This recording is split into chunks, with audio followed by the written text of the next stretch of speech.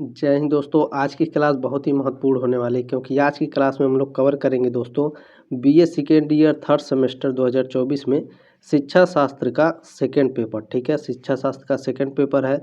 तो पेपर का नाम क्या है सर? तो पेपर का नाम है दोस्तों, आपका देख लीजिए, जो आपका एडमिट कार्ड पे लिखा होगा या तो हिंदी में लिखा होगा आपके, शिक्षा के दार्शनिक, सामाजिक, राजनीतिक, आर्थिक परिप्रेक्ष्य। ठीक है, यह सेकेंड है। या तो इंग्लिश में आपके एडमिट कार्ड पे लिखा होगा philosophical, social, political, economic perspective of education. ठीक है, सेकेंड इस तरह से लिखा होगा। ठीक है, दीनदयाल उपाध्याय गोरखपुर विश्वविद्यालय का पेपर कोड है EDU 202। ठीक है, एजुकेशन शिक्षा शास्त्र का। ठीक है, आपके विश्वविद्यालय का जो भी पेपर कोड होगा कमेंट करेंगे। क्लास 2 है। ठीक है, इसमें एक क्लास और हुआ है तो उसका प्लेलिस्ट मैं लिंक में दे दूंगा डिस्क्रिप्शन बॉक्स में। इस क्लास को अटेंड करने के बाद उसे आप आराम से देख सकते हैं। ठीक है, इसमें 50 मोस्ट इंपॉर्टेंट MCQ क्वेश्चंस है और नोट्स भी है। नोट्स को ध्यान से देखिएगा, स्क्रीनशॉट लेकर रख लीजिएगा, बाद में नोट कर लीजिएगा। ठीक है, चलिए स्टार्ट करते हैं आज की क्लास। देखते हैं इसमें पहला प्रश्न आपका क्या है।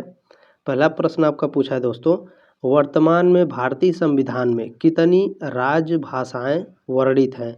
तो वर्तमान में दोस्तों हमारे संविधान में 22 भाषाएं वर्णित हैं। ठीक है, ऑप्शन नंबर सी हो जाएगा। वो 22 भाषाएं कौन कौन सी हैं ये भी पूछ सकता है, और ये पूछ सकता है कि भारतीय संविधान के किस अनुच्छेद में 22 भाषाएं हैं। तो याद रखिएगा, भारतीय संविधान के अनुच्छेद 344(1) और 351 के मुताबिक 8वीं अनुसूची में 22 भाषाएं शामिल है। ये 22 भाषाओं को दोस्तों मैंने यहाँ पर आपको नोट करने के लिए लिखा है। ठीक है, आप लोग नोट कर लीजिएगा, याद कर लीजिएगा। ठीक है, चलिए आगे बढ़ते हैं। इसमें आगे जो नोट्स है इसे ध्यान से देखिएगा।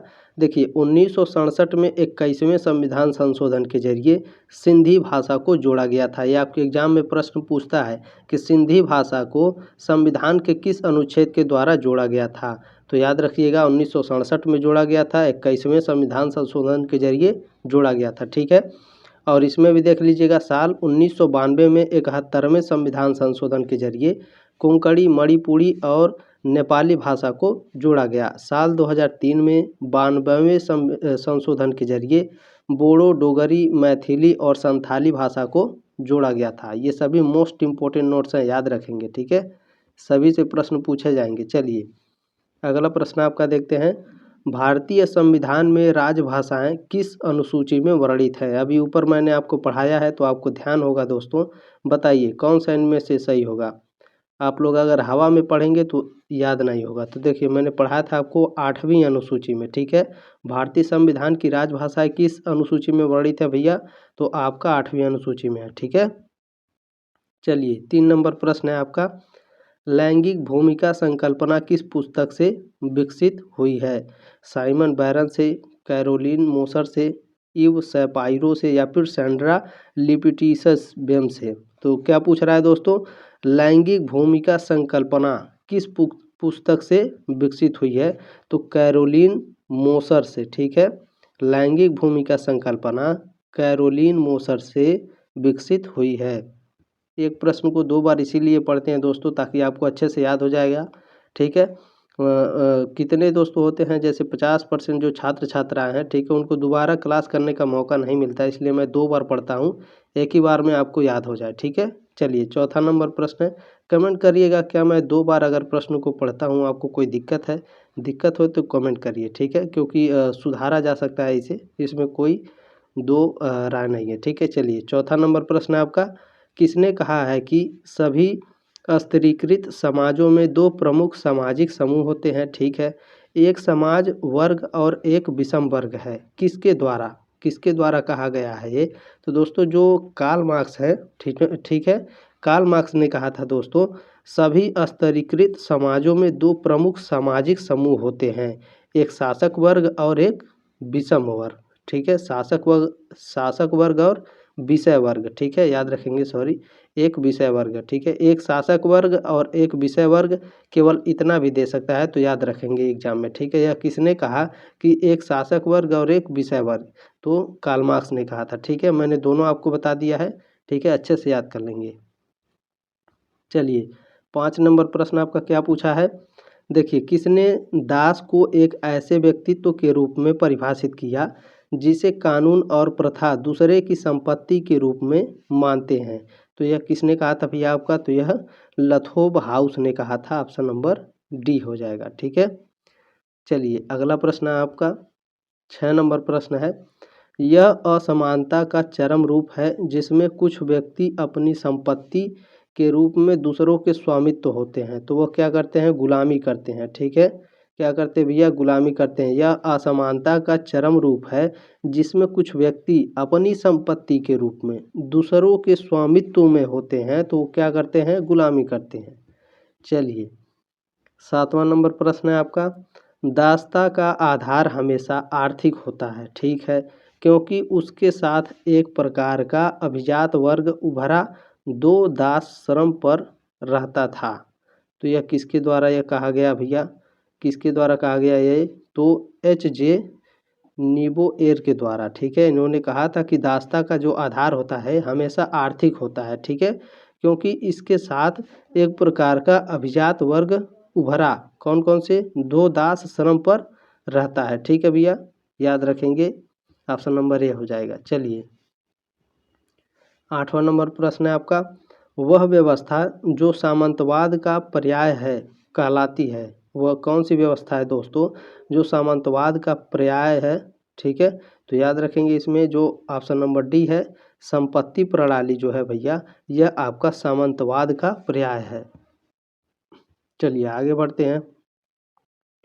अगला प्रश्न है आपका, जाति की उत्पत्ति के धार्मिक सिद्धांत की वकालत किसने की है? सेनाटो ने, डैरेनड्रॉफ ने, ताबनी ने या फिर इमाइल दुर्खिम ने? तो दोस्तों जो आपके सेनाटो थे, ठीक है, सेनाटो ने जाति की उत्पत्ति के धार्मिक सिद्धांत की वकालत की है। ठीक है, चलिए आगे बढ़ते हैं। इसमें 10 नंबर प्रश्न आपका क्या पूछा है, जाति के व्यावसायिक सिद्धांत की अवधारणा किसने दी है? नेस्फील्ड ने, डैरेनड्रॉफ ने, तावनी ने या फिर इमाइल दुर्खिम ने? तो दोस्तों जाति के व्यावसायिक सिद्धांत की जो अवधारणा दी है वह नेस्फील्ड ने दी है। ऑप्शन नंबर ए है। चलिए उम्मीद है दोस्तों आपको समझ में आ रहा होगा। ठीक है, इस क्लास को ज़रूर शेयर करेंगे व्हाट्सएप पर अपने दोस्तों के साथ। कम से कम जितने भी दोस्त हैं, 1 लोग 2 लोग, ठीक है, सबको ज़रूर शेयर कर दीजिएगा, ये आपकी जिम्मेदारी है। ठीक है, चलिए 11वां नंबर प्रश्न है, श्रम विभाजन और जाति प्रथा के लेखक कौन हैं? तो श्रम विभाजन और जाति प्रथा के लेखक भीमराव अंबेडकर हैं। प्रश्न नंबर 12 आपका इसमें पूछा है दोस्तों, प्रशासन को नीति के रूप में किसने लिया? जिंके ने, वानजुस्टी ने, प्रोसे ने या वुडरो विल्सन ने? तो दोस्तों प्रशासन को नीति के रूप में जो लिया था वह प्रोसे ने लिया था। ठीक है, ऑप्शन नंबर सी है। चलिए अगला आपका क्या है, मोस्ट इम्पोर्टेंट प्रश्न है, ध्यान देंगे। द स्टडी ऑफ एडमिनिस्ट्रेशन नामक पुस्तक का प्रकाशन कब हुआ था? तो इस पुस्तक का प्रकाशन आपको हुआ था दोस्तों 1887 में। पूछेगा कि द स्टडी ऑफ एडमिनिस्ट्रेशन के लेखक कौन है? तो याद रखेंगे दोस्तों, अभी मैं आगे आपको बताता हूँ। चलिए देखिए यहाँ पर दिया है दोस्तों, इसके लेखक द स्टडी ऑफ एडमिनिस्ट्रेशन का प्रकाशन किसने कराया है? तो किसने कराया है? वुडरो विल्सन इसके लेखक भी थे और प्रकाशन भी इन्होंने ही किया था। ठीक है, याद रखेंगे, मोस्ट इम्पोर्टेंट प्रश्न है ये। चलिए अगला प्रश्न है आपका, पुनरीक्षण समिति की स्थापना किसकी अध्यक्षता में हुई? पुनरीक्षण समिति की स्थापना दोस्तों डॉक्टर ईश्वर भाई पटेल की अध्यक्षता में हुई। प्रश्न नंबर 16 आपका पूछा है दोस्तों, राष्ट्रीय शिक्षा नीति 1986 में कॉमन कोर में निम्न राष्ट्रीय मूल्यों को स्थान दिया गया था। तो दोस्तों पर्यावरण का संरक्षण व समिति परिवार को महत्व दिया गया था। ठीक है, राष्ट्रीय शिक्षा नीति 1986 में। चलिए इसमें अगला प्रश्न आपका देखते हैं, 17 नंबर क्या पूछा है, मानव संसाधन विकास मंत्रालय का सृजन कब हुआ? सितंबर 1986 में या फिर दिसंबर 1987 में या सितंबर 1985 में? तो दोस्तों मानव संसाधन विकास मंत्रालय का जो सृजन हुआ था वो सितंबर 1985 में हुआ था। ठीक है, ऑप्शन नंबर सी हो जाएगा। चलिए 18वां नंबर प्रश्न आपका क्या है, मानव संसाधन विकास मंत्रालय में विभाग हैं, तो 2 विभाग हैं, तो वो 2 विभाग कौन कौन से हैं ये भी पूछ सकता है। ठीक है, तो याद रखेंगे दोस्तों, मानव संसाधन विकास मंत्रालय MHRD के अंतर्गत 2 विभाग है। कौन कौन से? स्कूल शिक्षा और साक्षरता का विभाग और उच्च शिक्षा का विभाग। ठीक है। मानव संसाधन विकास मंत्रालय का गठन 26 सितंबर 1985 को किया गया था। ठीक है। ये 26 सितंबर भी याद रखेंगे, डेट भी देता है आपके एग्जाम में कभी कभी। ठीक है। इसका मुख्य उद्देश्य क्या था भैया? शिक्षा का विस्तार करना। चलिए अगला प्रश्न है आपका 19 नंबर। राष्ट्रीय प्रौढ़ शिक्षा संस्थान NIAE की स्थापना हुई 1990 में, 91 में, 92 या फिर 93 में। देखिए दोस्तों, जो सन वाले प्रश्न है, ठीक है, सन वाले प्रश्न आपके ज़्यादा पूछे जाते हैं तो याद रखेंगे। ठीक है। राष्ट्रीय प्रौढ़ शिक्षा संस्थान NIAE की स्थापना 1991 में हुई थी। ठीक है। कब हुई थी? 1991 में। NIAE की फुल फॉर्म पूछेगा तो राष्ट्रीय प्रौढ़ शिक्षा संस्थान। चलिए इसमें दोस्तों आपको कुछ इसमें पढ़ा देते हैं। राष्ट्रीय प्रौढ़ शिक्षा संस्थान NIAE की स्थापना 1991 में हुई थी। ठीक है। चलिए 20 नंबर प्रश्न आपका क्या है? विद्यालय अनुदान आयोग की स्थापना हुई। विद्यालय अनुदान आयोग की स्थापना 1953 ईस्वी में हुई। कब हुई? विद्यालय अनुदान आयोग की स्थापना 1953। चलिए 21 नंबर प्रश्न है आपका। विश्वविद्यालय अनुदान आयोग को वैधानिक संस्था का रूप कब प्राप्त हुआ? तो इसे 1956 में प्राप्त हुआ। कब प्राप्त हुआ भैया? 1956 में। फिर से देखिए, विश्वविद्यालय अनुदान आयोग को वैधानिक संस्था का रूप कब प्राप्त हुआ? 1956 में। ठीक है, याद रखेंगे, बहुत ही इंपॉर्टेंट प्रश्न है और इस क्लास को जरूर शेयर करेंगे। 22 नंबर प्रश्न आ गया आपका। राष्ट्रीय शैक्षिक अनुसंधान एवं प्रशिक्षण परिषद की स्थापना कब हुई? 1960, 1961, 1962 या 1963? तो याद रखेंगे, राष्ट्रीय शिक्षा अनुसंधान एवं प्रशिक्षण परिषद की स्थापना 1962 ईस्वी में हुई। चलिए 23 नंबर प्रश्न आ गया आपका। अखिल भारतीय तकनीकी शिक्षा परिषद की स्थापना किस समिति की सिफारिश पर हुई? ताराचंद समिति, आचार्य राममूर्ति समिति, सरदार समिति या इनमें से कोई नहीं है? तो दोस्तों याद रखेंगे, जो अखिल भारतीय तकनीकी शिक्षा परिषद की स्थापना हुई थी यह सरदार समिति के सिफारिश पर हुई थी। चलिए 24 नंबर प्रश्न आ गया आपका। राष्ट्रीय शिक्षा परिषद को संवैधानिक स्तर कब मिला? 1962, 1993, 1991 या 1994 में? तो याद रखेंगे, जो राष्ट्रीय शिक्षा परिषद को संवैधानिक स्तर जो मिला था वह 1993 में मिला था। चलिए 25 नंबर प्रश्न आ गया आपका।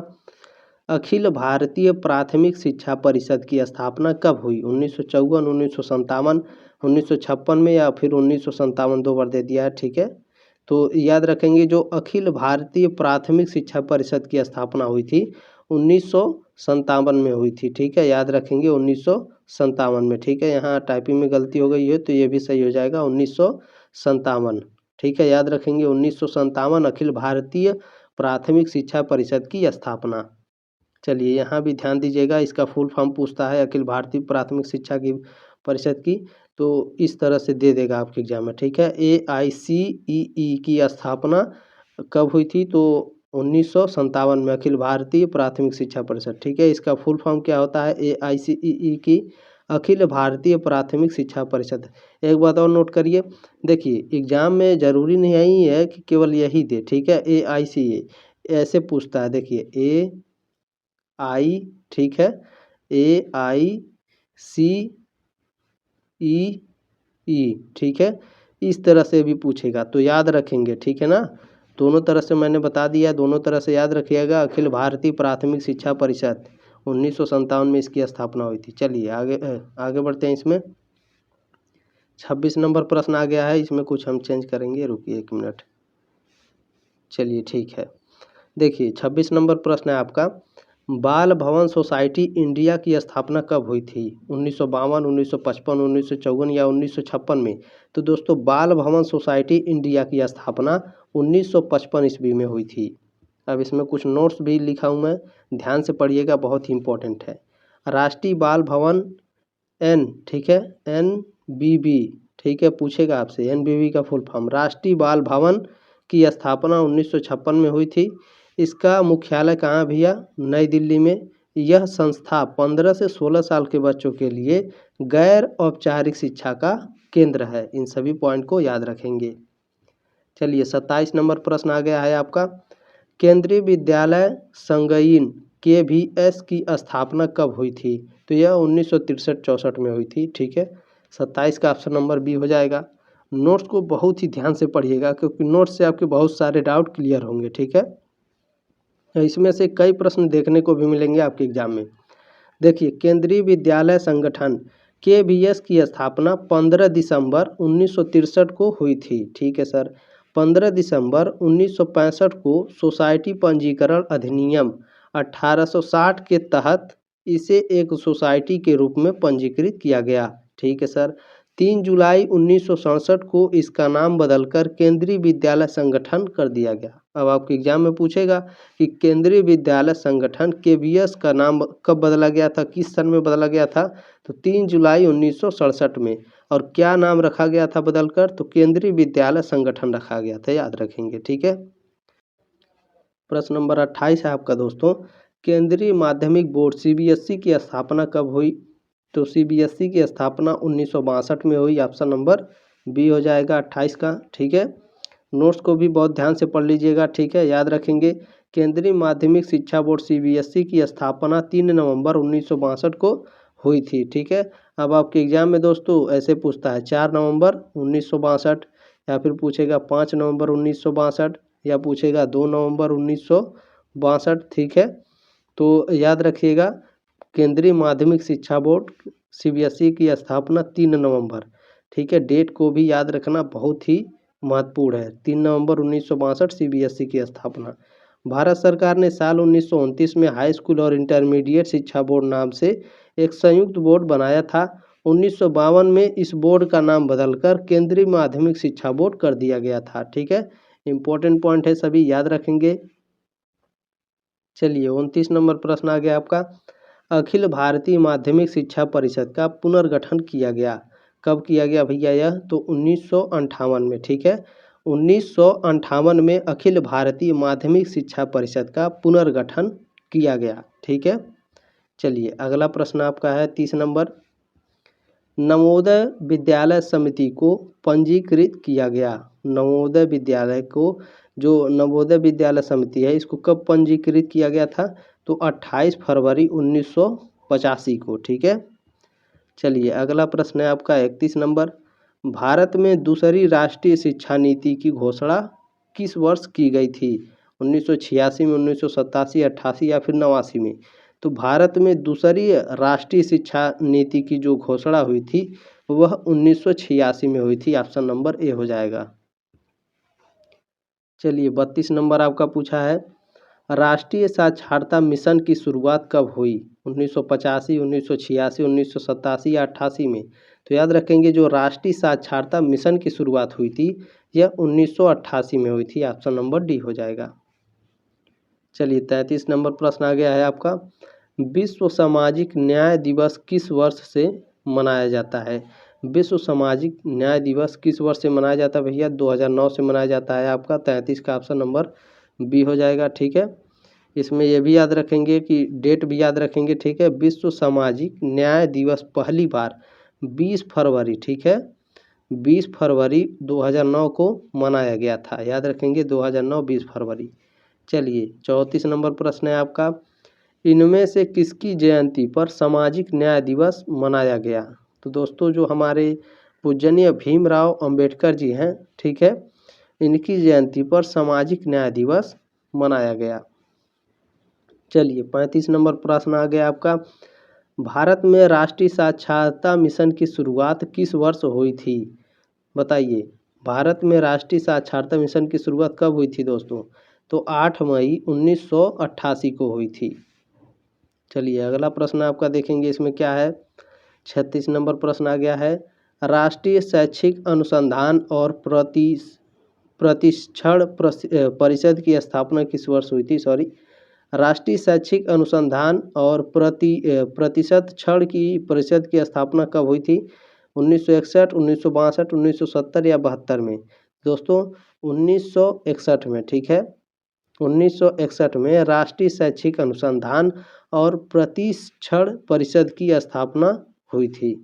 चलिए अगला देखते हैं, आपका 37 नंबर प्रश्न क्या है? मानव विकास की एक विशेषता है। ये 4 ऑप्शन दिए हैं और पूछ रहा है इनमें से कौन मानव विकास की विशेषता है, ठीक है। तो दोस्तों जो मानव की विशेषता है, ठीक है, इसकी प्रकृति गुणात्मक भी होती है और इसकी प्रकृति मात्रात्मक भी होती है। तो ऑप्शन नंबर हमारा सी हो जाएगा, ठीक है। मात्रात्मक भी है और गुणात्मक भी है, ऑप्शन नंबर सी हो जाएगा। चलिए अगला प्रश्न है आपका 38 नंबर प्रश्न आपका पूछा भैया, स्थानांतरण निश्चित परिस्थितियों में निश्चित मात्रा में हो सकता है, यह कथन किसका है? थॉम्पसन का, ठीक है, हल का, या फिर रायबर्न का या स्किनर का? तो स्थानांतरण निश्चित परिस्थितियों में जो निश्चित मात्रा हो सकता है दोस्तों, यह कहा था आपके रायबर्न ने, ठीक है। ऑप्शन नंबर सी हो जाएगा 38 का। चलिए 39 नंबर प्रश्न आ गया आपका, क्या कह रहा है? मानसिक स्वास्थ्य और अधिगम से सफलता का बहुत घनिष्ठ संबंध है, यह कथन है। तो यह कथन आपका फैंडसन का है, ठीक है। ऑप्शन नंबर सी हो जाएगा। मानसिक स्वास्थ्य और अधिगम से सफलता का बहुत घनिष्ठ संबंध है, यह फैंडसन ने कहा था, ठीक है। चलिए अगला प्रश्न आ गया है आपका 40 नंबर। मानसिक स्वास्थ्य विज्ञान का आरंभ करने का श्रेय किसको जाता है? लैंडेल को, एलिस को, गेट्स को या फिर बियर्स को? तो मानसिक स्वास्थ्य विज्ञान का आरंभ करने का श्रेय बियर्स को दिया जाता है, ऑप्शन नंबर डी हो जाएगा। चलिए अगला प्रश्न आपका देखते हैं, 41 नंबर आ गया है। मानसिक स्वास्थ्य का अर्थ वास्तविकता के धरातल पर वातावरण से पर्याप्त सामंजस्य करने की योग्यता है, यह कथन किसका है? तो यह कथन आपका लैंडर्न का है, ऑप्शन नंबर बी हो जाएगा। 42 नंबर प्रश्न आ गया आपका, बाल केंद्रित शिक्षा निम्नांकित शिक्षा दर्शन की देन है, यह कथन किसका है? आदर्शवाद का, प्राकृतिकवाद का, प्रयोजन का या फिर साम्यवाद का? तो दोस्तों बाल केंद्रित शिक्षा जो है, ठीक है, यह किसकी देन है? तो प्राकृतिकवाद की देन है, ठीक है। ऑप्शन नंबर बी हो जाएगा। चलिए 43 नंबर प्रश्न आ गया, वेरी वेरी मोस्ट इम्पोर्टेंट है। यहाँ से जो 50 प्रश्न है, ठीक है, यहाँ से बहुत ही इंपॉर्टेंट है। इसमें से कई प्रश्न आपको एग्जाम में देखने को मिलेंगे, याद रखेंगे, ठीक है। वेरी वेरी मोस्ट इम्पोर्टेंट है, ध्यान दीजिए। संपत्ति के मौलिक अधिकार को कब खत्म किया गया? ठीक है, यहाँ संविधान दिया है और पूछ रहा है संपत्ति के मौलिक अधिकार को कब खत्म किया। तो याद रखेंगे दोस्तों, अगर चारों पढ़ेंगे तो कन्फ्यूज हो जाएंगे। मैं आपको डायरेक्ट बता दूँ, देखिए 1978 में जो संविधान का संशोधन हुआ था 44वां, ठीक है, उसके द्वारा संपत्ति के मौलिक अधिकार को खत्म कर दिया गया। कौन कौन सा? 1978 में संविधान के 44वें संशोधन द्वारा संपत्ति के मौलिक अधिकार को खत्म कर दिया गया है, ठीक है, याद रखेंगे। 44 नंबर प्रश्न आपका पूछा है दोस्तों, बेगार को निषिद्ध तथा स्त्रियों के क्रय विक्रय पर रोक कौन सा मौलिक अधिकार लगाता है? स्वतंत्रता का अधिकार, समानता का अधिकार, शोषण के विरुद्ध अधिकार, संस्कृति एवं शिक्षा का अधिकार? तो दोस्तों जो शोषण के विरुद्ध अधिकार है, ठीक है, शोषण के विरुद्ध अधिकार, यह हमें बेगार को निषिद्ध तथा स्त्रियों के क्रय विक्रय पर रोक लगाता है, यह हमारा मौलिक अधिकार है। चलिए याद रखेंगे इसे। 45 नंबर प्रश्न आ गया है आपका, निम्नलिखित मौलिक अधिकार में से किसको भीमराव अंबेडकर ने संविधान की आत्मा की संज्ञा दी है? समानता के अधिकार को, संपत्ति के अधिकार को, या फिर धार्मिक स्वतंत्रता के अधिकार को, या फिर संवैधानिक उपचारों के अधिकार को? तो दोस्तों भीमराव अंबेडकर ने जिस संविधान की आत्मा को संज्ञा दी है वह आपका संवैधानिक उपचारों का अधिकार है, ठीक है। संवैधानिक उपचारों के अधिकार को भीमराव अंबेडकर ने संविधान की आत्मा की संज्ञा दी है। चलिए अगला प्रश्न है आपका 46 नंबर प्रश्न है, भारतीय संविधान के अनुच्छेद 25 का संबंध है। अनुच्छेद 25 का संबंध समानता के अधिकार से है, धार्मिक स्वतंत्रता के अधिकार से है, या फिर अल्पसंख्यकों के अधिकार से है, या संपत्ति के अधिकार से? तो दोस्तों जो भारतीय संविधान का अनुच्छेद 25 है, ठीक है, यह आपका धार्मिक स्वतंत्रता के अधिकार से संबंधित है। ठीक है, अनुच्छेद 25 किससे संबंध है भैया? तो धार्मिक स्वतंत्रता के अधिकार से। चलिए 47 नंबर प्रश्न आ गया है आपका। मौलिक अधिकारों के अंतर्गत कौन सा अनुच्छेद बच्चों के शोषण से संबंधित है? अनुच्छेद 19, अनुच्छेद 22, अनुच्छेद 24 या अनुच्छेद 25? तो इनमें से दोस्तों जो मौलिक अधिकारों के अंतर्गत हमारा अनुच्छेद बच्चों के शोषण से जो संबंधित है वह अनुच्छेद 24 है। ऑप्शन नंबर सी हो जाएगा। 48 नंबर प्रश्न आ गया है आपका। भारतीय संविधान में अस्पृश्यता का उन्मूलन संबंधित है, मतलब छुआछूत जिसे बोलते हैं। ठीक है, तो यह किस संविधान में किस अनुच्छेद में यह संबंधित है भैया? तो यह आपका जो अनुच्छेद 17 है। ठीक है, संविधान का जो अनुच्छेद 17 है यह हमें छुआछूत का जो उन्मूलन है यह संबंधित है। ठीक है, अनुच्छेद 17 से। तो अस्पृश्यता का उन्मूलन यही आपको लिखा हुआ मिलेगा, छुआछूत नहीं मिलता है, याद रखेंगे। ठीक है, वो मैंने आपको समझाने के लिए बताया है, तो याद रखेंगे। अस्पृश्यता का उन्मूलन संबंधित है संविधान के अनुच्छेद 17 से। चलिए अगला प्रश्न है आपका 49 नंबर। भारत के नागरिकों के मौलिक अधिकारों का वर्णन है, तो अनुच्छेद 12 से 35 तक। ठीक है, भारत के नागरिकों का मौलिक अधिकार का किसमें वर्णन है? अनुच्छेद 12 से 35 तक। चलिए 50 नंबर प्रश्न आ गया आपका। स्वतंत्रता का अधिकार संविधान के किन अनुच्छेदों में वर्णित है? अनुच्छेद 14 से 18, अनुच्छेद 19 से 22 या फिर अनुच्छेद 23 से 40 या फिर अनुच्छेद 25 से 30? तो याद रखेंगे दोस्तों, जो स्वतंत्रता का अधिकार है संविधान के थ्रू हमको, ठीक है, वह अनुच्छेद 19 से 22 तक है। ठीक है, क्या भैया? स्वतंत्रता का अधिकार अनुच्छेद 19 से 22। ठीक है, अनुच्छेद 19 से 22 से हमें स्वतंत्रता का अधिकार मिला है। ठीक है, याद रखेंगे दोस्तों। अगर जानकारी अच्छी लगी होगी तो इस क्लास को ज़रूर शेयर करेंगे, आपकी जिम्मेदारी है व्हाट्सएप पर। ठीक है, ताकि और लोगों को इस क्लास को जानकारी मिल सके। नहीं सब्सक्राइब किए तो कर लीजिए, 4th सेमेस्टर में भी धमाकेदार तैयारी करेंगे। ठीक है, चलिए मिलते हैं अगले क्लास में, तब तक के लिए जय हिंद, वंदे मातरम।